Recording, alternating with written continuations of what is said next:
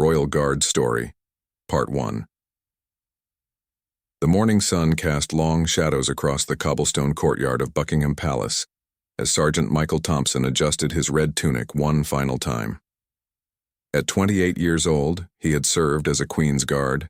For 6 years, standing motionless for hours in the famous red uniform and tall black bearskin hat that tourists photographed countless times each day, but today would be different from all the others.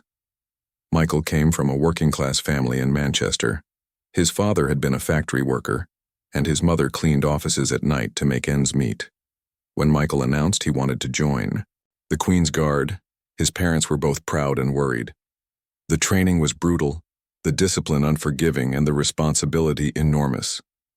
But Michael had always dreamed of serving his country in a meaningful way. The selection process for the Queen's Guard was rigorous.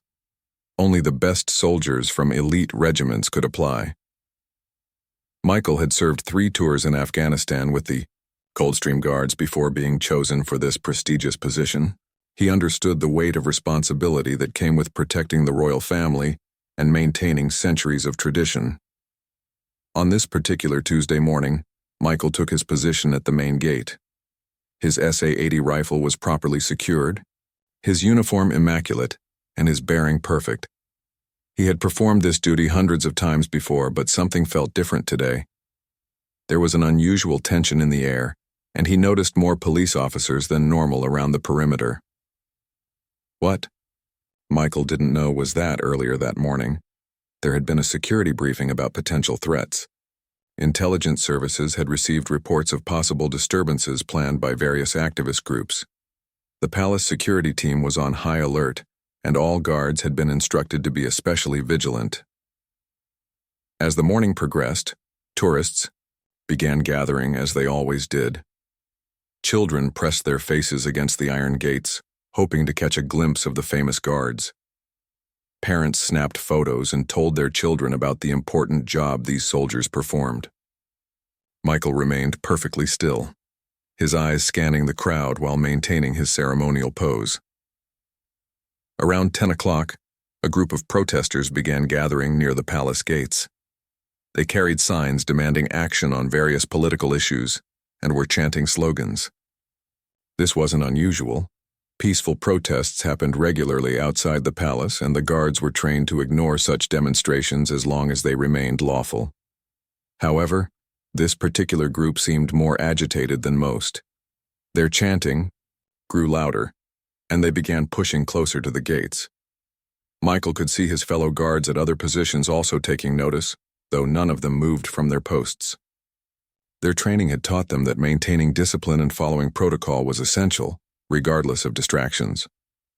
The protest leader, a man in his 40s wearing a worn jacket and carrying a megaphone, began directing the crowd's attention toward the guards themselves. He started making inflammatory statements about military spending and questioned why armed soldiers were needed to protect the royal family. His words grew more aggressive, and soon other protesters joined in, pointing at the guards and making disparaging comments about their service. Michael felt his jaw tighten slightly, but he maintained his composure. He had dealt with hostile crowds before, both during his military service overseas and during his time as a palace guard. Part of the job was learning to ignore provocation and maintain the dignity of the position regardless of outside pressure. But then something happened that caught everyone off guard. A young protester, probably no more than 20 years old, broke away from the main group and approached the gate where Michael stood. The young man began shouting directly at Michael, questioning his courage and making personal attacks about his military service. "You're just a toy soldier," the protester yelled, "standing there with your fancy uniform while real people suffer. What have you ever done that matters? When have you ever shown real courage?" The crowd of tourists began to shift uncomfortably. Some moved away from the confrontation, while others pulled out their phones to record what was happening. Palace security personnel began moving toward the situation, but they maintained their distance, not wanting to escalate the matter unnecessarily. Michael's training kicked in automatically. He knew the protocols for dealing with verbal harassment. He was supposed to remain silent, maintain his position, and let security handle any disturbances. The reputation of the Queen's Guard depended on their ability to remain professional under all circumstances. The young protester continued his verbal assault, now bringing up recent military actions and questioning the morality of armed guards, at a palace while people struggled with poverty and unemployment. His voice grew louder and more aggressive, and soon other protesters joined in, creating a chorus of angry voices directed at Michael. Throughout this ordeal, Michael remained perfectly still. His breathing stayed controlled, his posture unchanged, and his expression blank. Years of training had prepared him for exactly this type of situation. But inside, he was processing everything that was being said, evaluating the crowd, and staying alert for any sign that the verbal confrontation might turn physical. The situation continued to escalate when the protester began making specific accusations about Michael's military service, claiming that soldiers like him were responsible for various international conflicts. The young man seemed to be trying to provoke a reaction, perhaps hoping to capture video of a royal guard breaking protocol. What the protester didn't realize was that Michael's military background included not just combat experience, but also extensive training in crowd control and de-escalation techniques. He understood crowd psychology and could sense when a situation was about to turn dangerous. Right now, he could feel the tension building, but he also sensed that this was primarily a verbal confrontation rather than a physical threat. As the morning wore on, more tourists gathered to watch the confrontation. Some seemed uncomfortable with what they were witnessing, while others appeared fascinated by the drama unfolding before them. Michael was aware of all of this, but his focus remained on his duty and maintaining the standards expected of a Queen's Guard. Little did he know that this confrontation was about to take an unexpected turn that would test not just his training and discipline, but also his personal convictions in a way he had never imagined possible. The events of this morning would soon lead to consequences that neither he nor anyone watching could have predicted. Royal Guard Story, Part 2. The verbal confrontation at the palace gates had been escalating for nearly 30 minutes when something unexpected happened that changed everything. Among the crowd of onlookers, an elderly woman suddenly collapsed to the ground. She appeared to be in her 70s with gray hair and wearing a floral dress. The fall was sudden and alarming, and she wasn't moving. The protester who had been shouting at Michael immediately stopped mid-sentence. The entire crowd turned their attention to the fallen woman, and concerned voices began calling out for help. Several tourists rushed toward her, but they seemed unsure of what to do. Someone shouted for an ambulance while others pulled out their phones to call for emergency services. Michael saw everything unfold from his position at the gate. His military training included extensive first aid and medical emergency response. He could see that the woman was unconscious and appeared to be having difficulty breathing. The tourists trying to help were well-meaning but clearly had no medical training, and some of their actions could potentially make her condition worse. For a moment, Michael faced an impossible decision. His duty as a Queen's Guard required him to maintain his post under all circumstances. The protocols were clear and absolute. Guards were never supposed to abandon their positions or break from their ceremonial role, regardless of what was happening around them. Centuries of tradition and military discipline demanded that he remain motionless and silent. But his training as a soldier and his instincts as a human being were screaming at him to act. He could see that the woman needed immediate medical attention, and he was possibly the only person present with the skills to help her. Every second of delay could mean the difference between life and death. The palace security officers were responding to the situation, but they were still several yards away and would need time to reach the woman and assess her condition.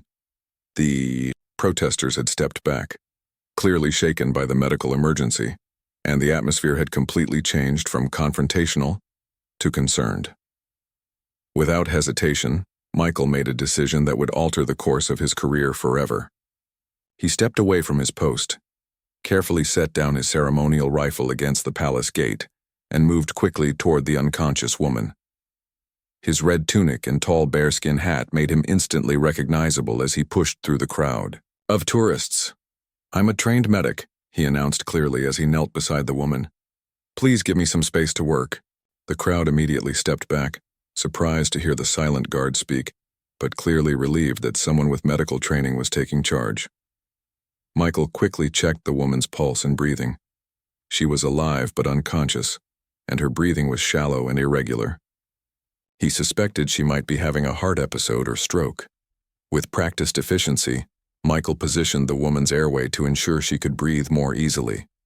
He checked her pulse again and began monitoring her vital signs while speaking, calmly to the crowd around him. His voice was steady and professional, clearly that of someone accustomed to handling emergency situations. "Has anyone called for an ambulance?" he asked. Several people confirmed that emergency services were on their way. "Good. I need everyone to stay back and give her room to breathe. If anyone has water, please bring it, but don't try to give her anything to drink yet." Michael continued providing first aid while keeping the woman stable. He spoke to her gently, even though she was unconscious, following his medical training that suggested unconscious patients might still be able to hear. His actions were careful and professional, clearly demonstrating extensive medical knowledge. The protesters who had been confrontational just minutes earlier were now watching in stunned silence. The young man who had been shouting at Michael looked particularly shaken. Here was the toy soldier he had been mocking, now potentially saving someone's life with skills and courage that went far beyond standing guard at a palace gate. Palace security officers arrived on the scene and immediately assessed the situation. They could see that Michael had everything under control and was providing excellent medical care. Rather than interfere, they helped manage the crowd and prepared to assist the incoming ambulance crew. As Michael continued working with the woman, she began to show signs of regaining consciousness. Her breathing became more regular, and she started to respond to his voice. He continued monitoring her carefully, ready to perform more intensive medical procedures if her condition deteriorated. "Can you hear me?" Michael asked gently as the woman's eyes began to flutter open. "You're going to be okay. I'm a medic and an ambulance is coming. Just try to stay calm and breathe normally." The woman looked up at him with confusion, clearly disoriented by what had happened. When she saw his red uniform and tall hat, her expression changed to one of surprise. She tried to speak, but Michael gently encouraged her to rest and save her strength. Within minutes, the sound of sirens announced the arrival of the emergency medical team. London's ambulance service was known for its rapid response times, and the paramedics quickly took over the woman's care. Michael provided them with a clear and detailed report of her condition, the treatment he had provided, and his observations about her vital signs. The lead paramedic, a middle-aged man with years of experience, was clearly impressed by the quality of care Michael had provided. "You did excellent work here," he told Michael. "Your quick response and proper treatment probably saved her life. Where did you receive your medical training?" Michael explained his military background and the extensive medical training all soldiers received, especially those who had served in combat zones. The paramedic nodded approvingly and continued working with his team to stabilize the woman for transport to the hospital. As the ambulance prepared to leave, the woman had regained enough consciousness to speak briefly. She reached out and grasped Michael's hand, squeezing it gently. "Thank you," she whispered, her voice weak but sincere. "Thank you for helping me." Michael squeezed her hand gently in return. "You're going to be fine," he assured her. "The paramedics will take good care of you now." As the ambulance drove away with sirens wailing, Michael suddenly realized the full implications of what he had done. He had abandoned his post, broken centuries of protocol, and acted in direct violation of his orders as a Queen's Guard.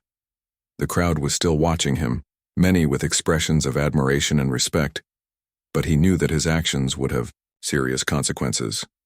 The palace security chief approached him with a serious expression.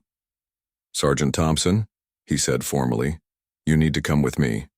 There are going to be questions about what happened here today." Royal Guard Story, Part 3. The next morning, Michael sat in a small, austere room at Wellington Barracks, the headquarters of the Guards Division. He had spent a sleepless night thinking about the consequences of his actions. His commanding officer, Colonel James Harrison, had been called in immediately after the incident, and Michael knew that his military career hung in the balance. The room felt different from the grand ceremonial spaces of the palace. Here everything was practical and serious. Metal chairs, a plain wooden table, and harsh fluorescent lighting that made everything look stark and unforgiving. Michael sat at attention in his dress uniform, minus the ceremonial elements, waiting for what he knew would be a difficult conversation. Colonel Harrison entered the room with a file folder and a grave expression. Michael had served under him for 3 years and had always had a good relationship with his commanding officer. The colonel was a fair man, but he was also a stickler for protocol and military discipline. Michael knew that what he had done the previous day went against everything the Guards Division stood for. "Sergeant Thompson," the colonel began, taking a seat across from him.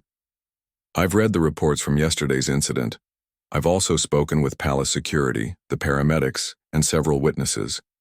Before we discuss the consequences, I want to hear your account of what happened." Michael straightened in his chair and began recounting the events. He described the protest, the verbal confrontation, and the moment when the elderly woman collapsed. He explained his assessment of her medical condition and his decision to abandon his post to provide aid. Throughout his account, he maintained military bearing and spoke clearly and factually. "Sir," Michael concluded, "I understood that leaving my post was a violation of protocol. But based on my medical assessment, the woman was in immediate danger, and I was the most qualified person present to help her. I made a split-second decision based on my judgment as a soldier and as a human being." Colonel Harrison listened without interruption, occasionally making notes in his file. When Michael finished, the colonel set down his pen and looked directly at him. "Sergeant Thompson, you've been an exemplary soldier throughout your service. Your record in Afghanistan was outstanding, and your performance as a Queen's Guard has been flawless until yesterday." Michael felt his stomach tighten, knowing that a "but" was coming. "However," the colonel continued, "the protocols governing the Queen's Guard exist for vital security reasons. These traditions and rules have been maintained for centuries because they serve a crucial purpose. When you abandoned your post, you not only broke protocol, you potentially compromised palace security." The colonel opened his file and pulled out several documents. "I have witness statements here from tourists, protesters, and security personnel. Interestingly, they all confirm that your medical intervention was professional and likely saved that woman's life. The paramedics have submitted a formal report praising your actions and stating that without your immediate response, the woman would probably have died." Michael felt a glimmer of hope, but the colonel's serious expression suggested that this positive feedback wouldn't be enough to save his career. "The problem," Colonel Harrison continued, "is that good intentions and positive outcomes don't change the fact that you violated direct orders and broke centuries of military tradition. The Queen's Guard cannot function if soldiers make individual decisions about when to follow protocols and when to ignore them, regardless of the circumstances." The weight of those words settled on Michael like a heavy blanket. He had known this was coming, but hearing it officially made it real. His career as a Queen's Guard was over, and possibly his military career as well. "Sir," Michael said carefully, "I accept full responsibility for my actions.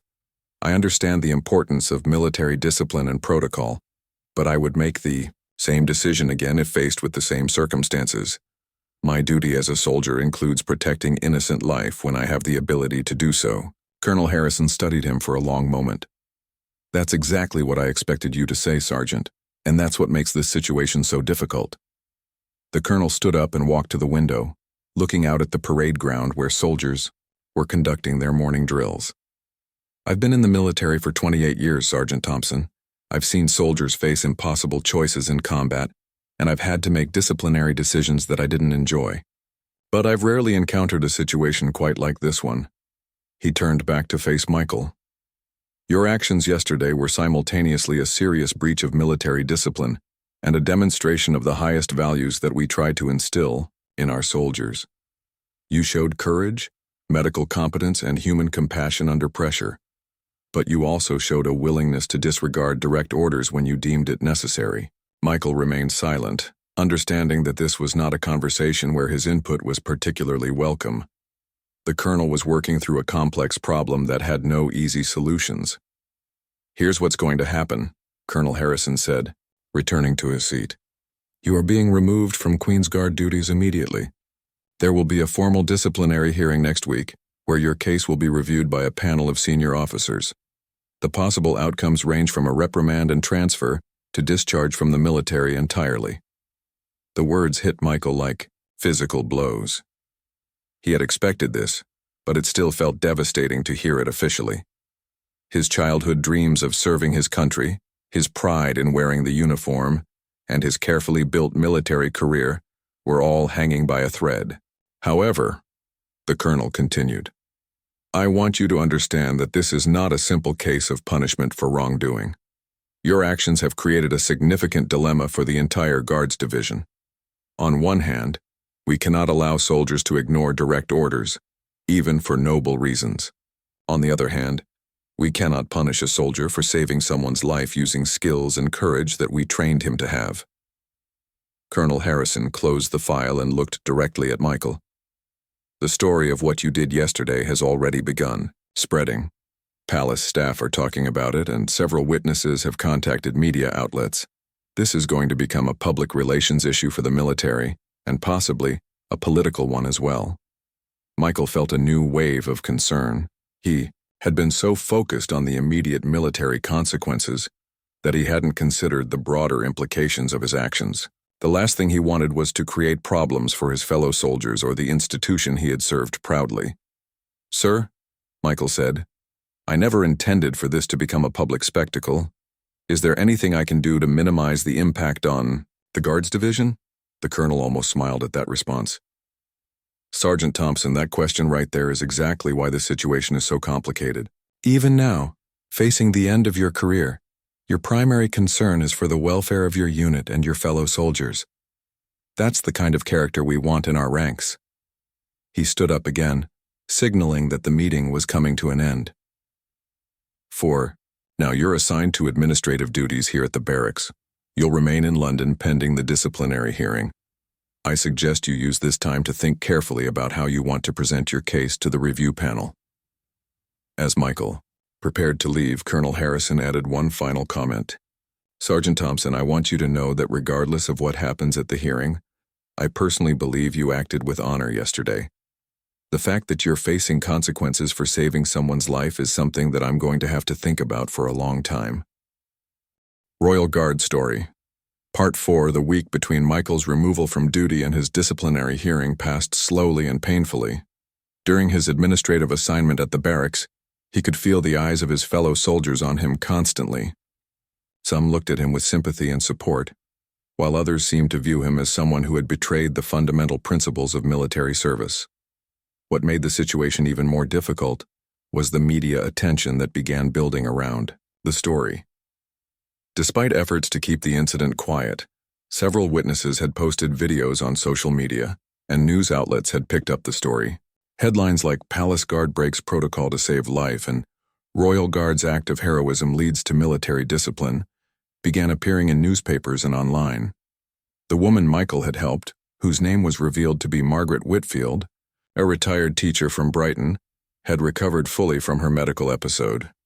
When reporters contacted her for comment, she was effusive in her praise for Michael's actions and expressed bewilderment that he was facing punishment for saving her life. "That young man is a hero," she told a BBC reporter. "He left his post to help a stranger in need, and now they want to punish him for it? What kind of message does that send about the values we claim to hold dear?" The story began gaining traction on social media, with thousands of people expressing support for Michael and criticism of the military's response. The hashtag #DocSaveTheGuard began trending on Twitter, and several online petitions demanding that charges against Michael be dropped gathered tens of thousands of signatures. Michael tried to avoid reading the coverage, but it was impossible to escape entirely. Fellow soldiers would show him supportive messages, while others warned him that the media attention was making his situation worse by putting pressure on military leaders to make an example of him. 3 days before his hearing, Michael received an unexpected visitor. Colonel Harrison informed him that Margaret Whitfield had requested to meet with him personally. She had traveled from Brighton specifically to see him, and express her gratitude in person. The meeting was arranged in a private room at the barracks. Margaret Whitfield was a small, energetic woman in her 70s with bright eyes and a warm smile. Despite having nearly died just a week earlier, she appeared to be in good health and spirits. "Sergeant Thompson," she said as soon as she saw him, "I had to come here to thank you personally. The doctors told me that without your immediate action, I would have died right there on the pavement outside the palace." Michael stood at attention initially, but Margaret gestured for him to sit down across from her. "Please, none of that formal military business. I'm just a grandmother who wants to thank the young man who saved her life." As they talked, Margaret told Michael about her family, 3 children and 7 grandchildren, who were all grateful that she was still alive because of his actions. She had retired after 35 years of teaching primary school children and had been visiting London as a treat for her birthday when she collapsed.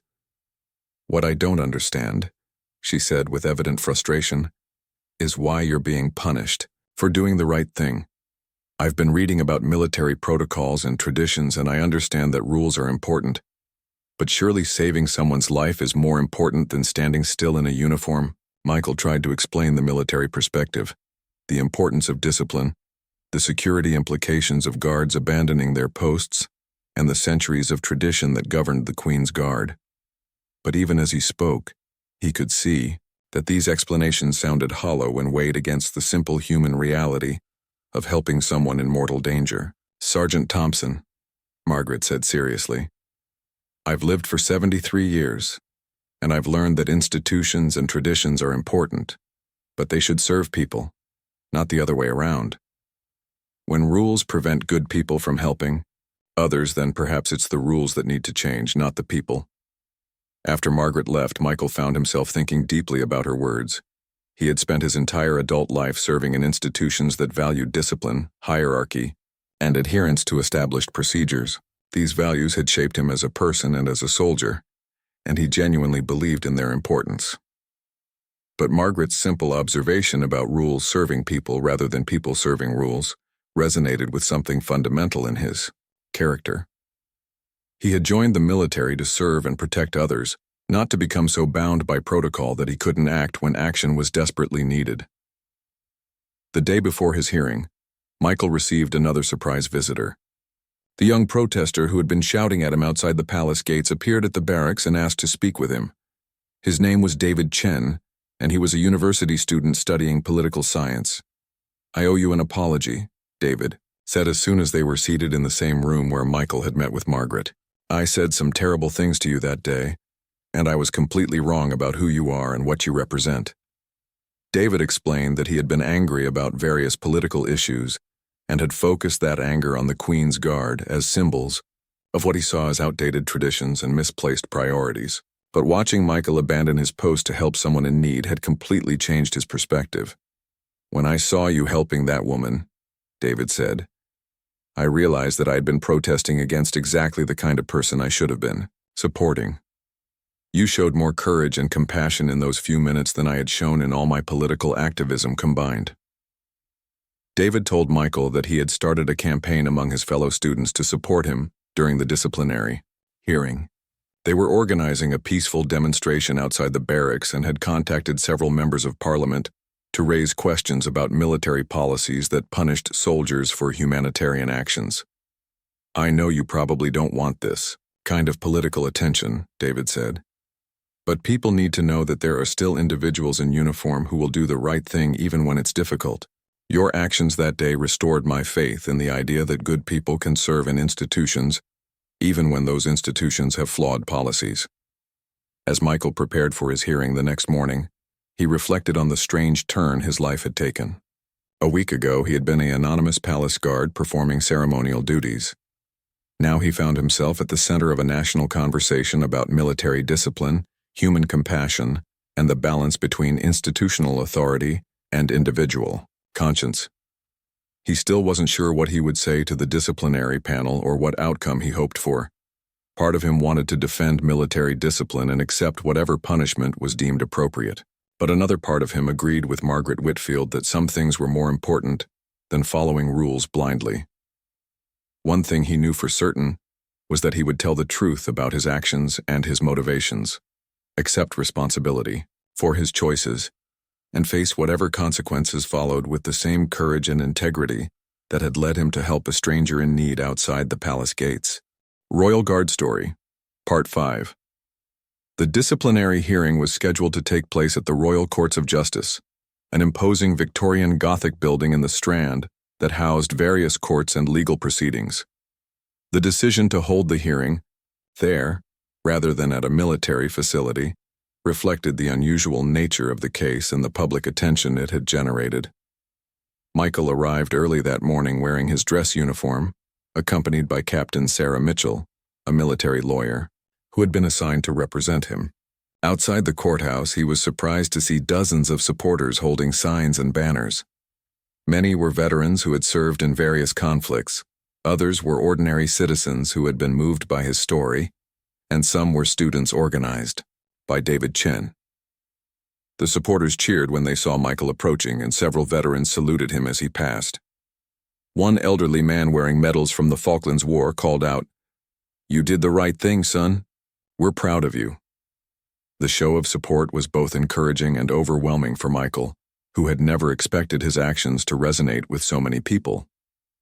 Inside the courthouse, the hearing was being conducted by a three-person panel consisting of 2 senior military officers and a civilian judge, Judge Patricia Reynolds. Judge Reynolds was known for her fair but strict approach to legal proceedings and had extensive experience with cases involving military personnel. The prosecution was handled by Major Robert Crawford, a career military lawyer who specialized in disciplinary cases. Major Crawford was thorough and professional, and he presented the military's case with precision and attention to detail. Members of the panel, Major Crawford began, "This case involves a fundamental question about military discipline and the nature of lawful orders. Sergeant Thompson was given clear, unambiguous instructions about his duties as a Queen's Guard.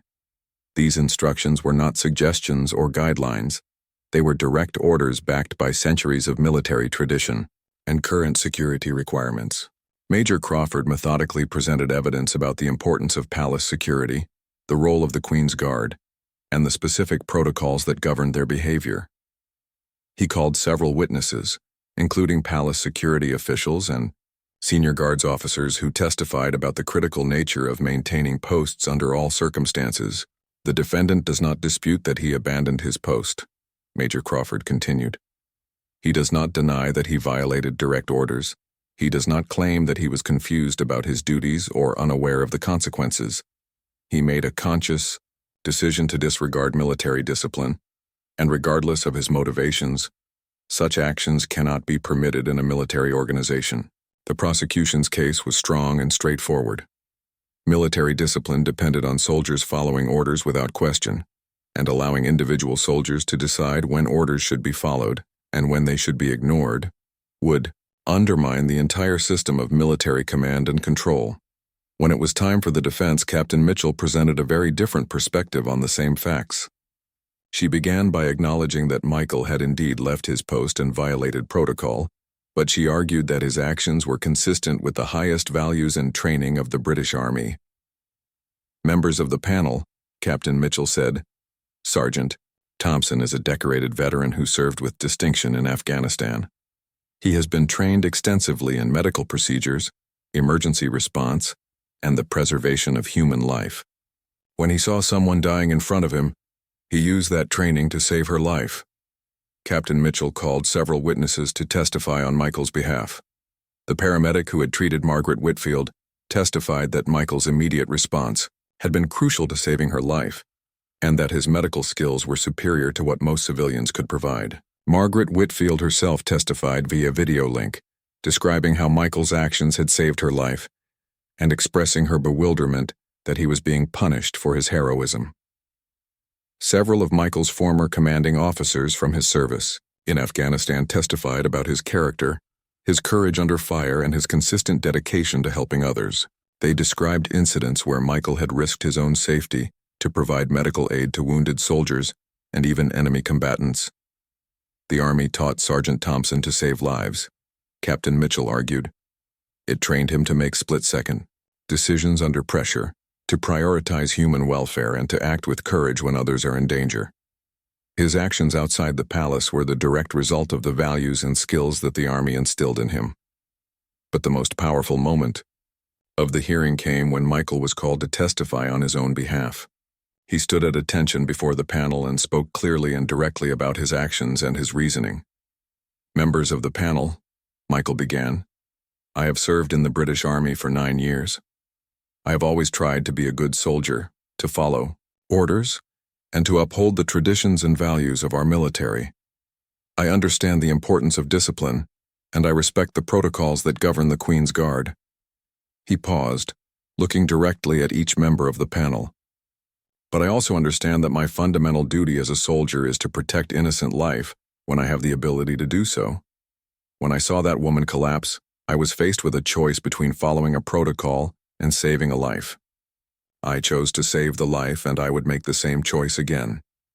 Michael's testimony was calm, respectful, and unflinching. He accepted full responsibility for his actions while explaining his reasoning in terms that demonstrated both his military training and his personal character.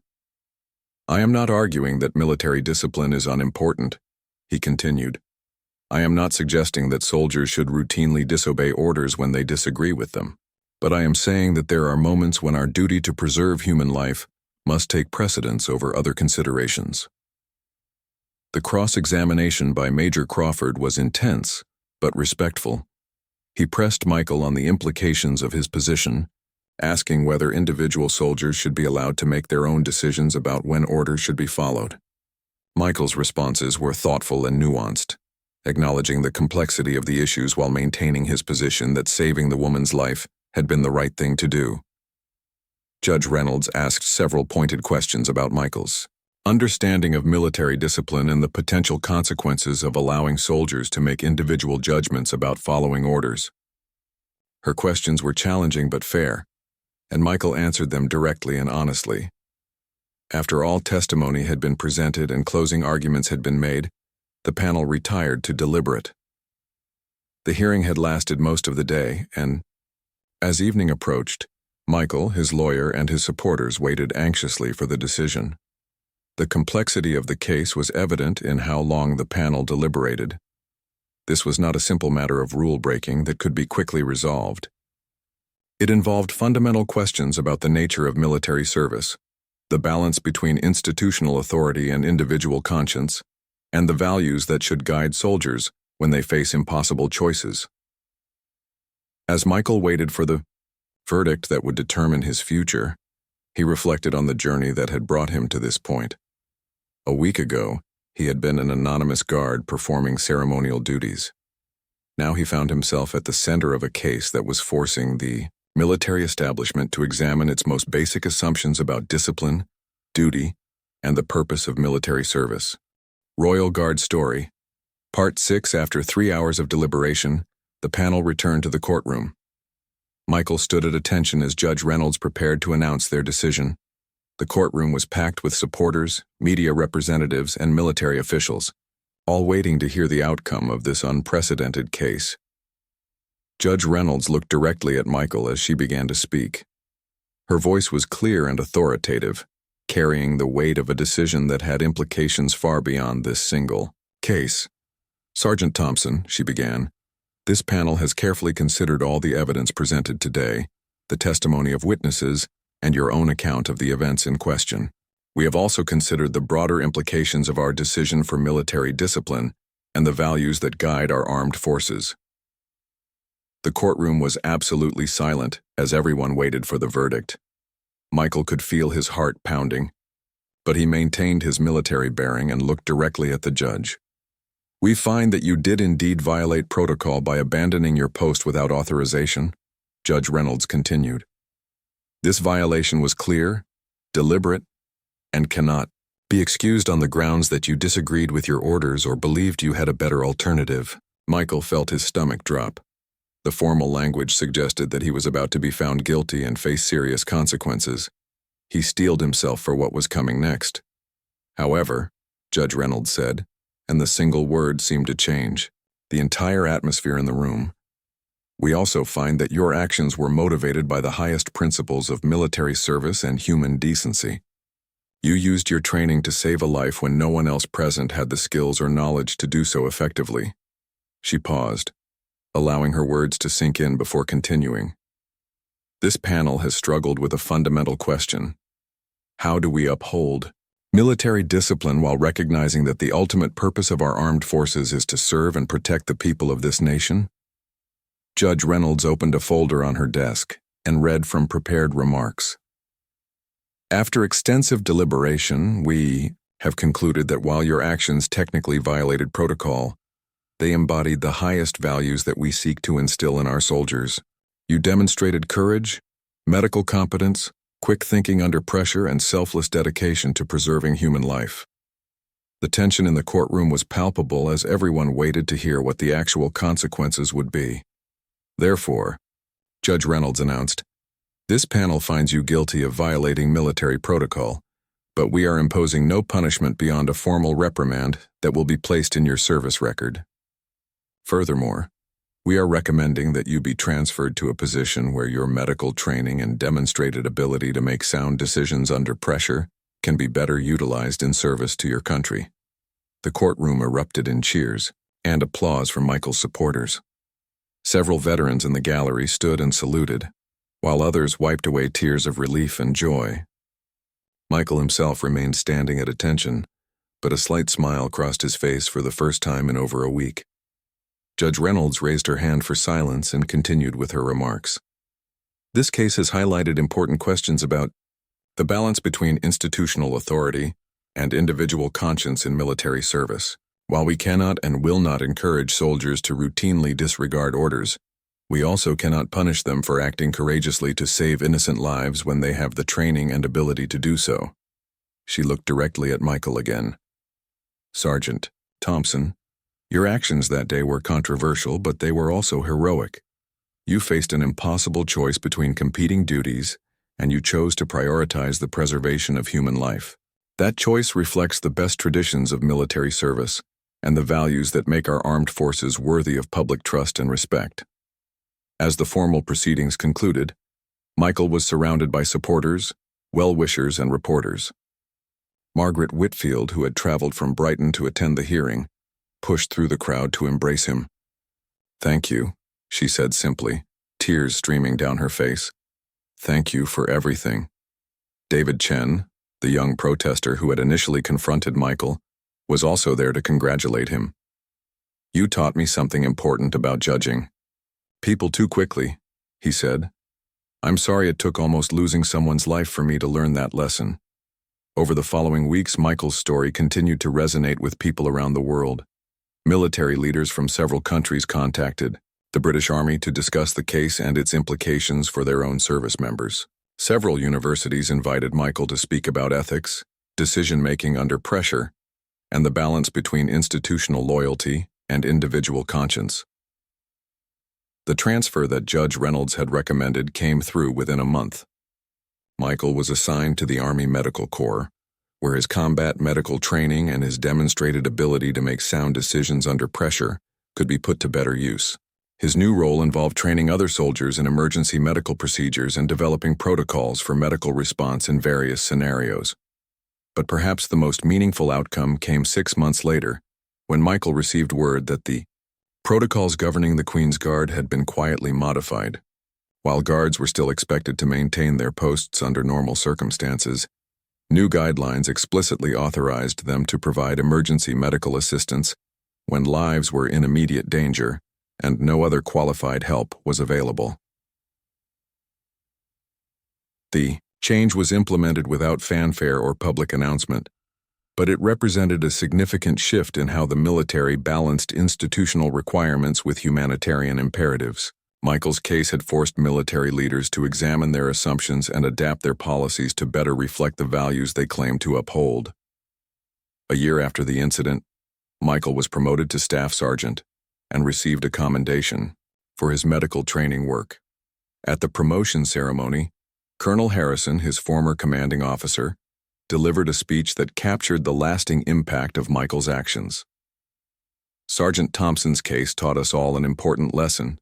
Colonel Harrison said, "Military discipline and human compassion are not opposing forces. They are complementary values that, when properly balanced, make our soldiers more effective and our military more worthy of the trust that society places in us." Michael continued to serve with distinction in his new role, training hundreds of soldiers in life-saving medical techniques.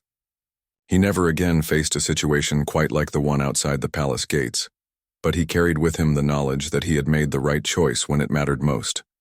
Years later, when young soldiers asked him about that day and the decision he had made, Michael would tell them that the most important lesson was not about when to break rules, but about understanding why rules exist in the first place. "Rules and protocols are meant to help us serve others better," he would say. "When following a rule prevents you from fulfilling that fundamental purpose, then you have to think carefully about what your real duty requires." The elderly woman, whose life he had saved, Margaret Whitfield, remained in contact with Michael and his family for many years. She often said that Michael had given her the gift of time. Time to see her grandchildren grow up, time to continue contributing to her community, and time to witness how one person's courage could inspire positive change in institutions that seemed unchangeable. Michael's bold reply to the challenge of balancing duty and conscience had indeed earned him something equivalent to a standing ovation. Not just from the people in that courtroom, but from everyone who understood that sometimes doing the right thing requires the courage to risk everything you've worked for. His story became a reminder that the best military traditions are not about blind obedience, but about training people to make good decisions when faced with impossible choices.